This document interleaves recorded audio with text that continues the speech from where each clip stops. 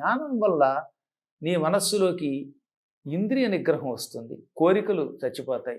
ఈ ధ్యానం నువ్వు కారు మీద పెడితే కారు వల్ల భ్రష్టుడు అవుతావు, లేదా ఇంకేదైనా భౌతిక వస్తువు మీద పెడితే అది వస్తుంది. మేము తలుచుకుంటే క్షణంలో వస్తాయి వస్తువులు, ఎందుకు రావు?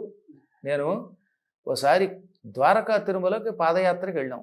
ఓ 125 సార్లు నడిచాం. 125 కంటే ఇంకా ఎక్కువే నడిచి ఉంటాం. నాతో పాటు చాలామంది నడిచారు. అలా నడిచినప్పుడు ఇవాళ కాశీలో స్థిరపడింది. కాలినడకన పరమాత్మ దగ్గరికి 40 కిలోమీటర్లు నడిచి వెళ్ళిన వాళ్ళందరూ బాగుపడ్డారు. దానిని తపస్సులలో కాయిక తపస్సు అంటారు.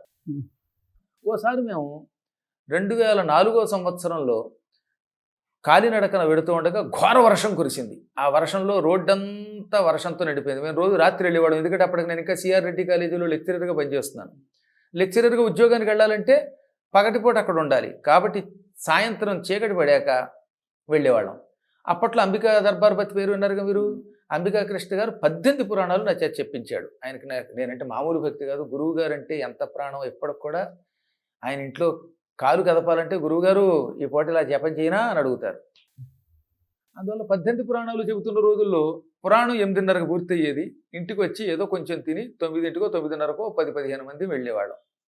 దారిలో తేళ్ళు జరులు కప్పలు వెళ్ళిపోతుండేవి, పాములు వెళ్ళిపోతుండేవి. ఏం లెక్క జమ లేకుండా ద్వారకా తిరుమల ఏలూరు నుంచి నడిచి వెళ్ళేవాళ్ళం. ఒక రోజున ఘోర వర్షం కురుస్తూ ఉండగా గొడుగులు వేసుకుని పెడుతున్నాం. ఇంతలో పక్క నుంచి ఒక కారు రయ్యని మీద నుంచి వెళ్ళిపోయింది. ఆ వెళ్ళిపోవడంలో ఆ మొత్తం నీరు ముఖాన్ని దాన్ని కొట్టేసింది. గొడుగులు ఇలా పైన వేసుకున్నాం కానీ కింద వేసుకోవాలి, కారు వచ్చింది.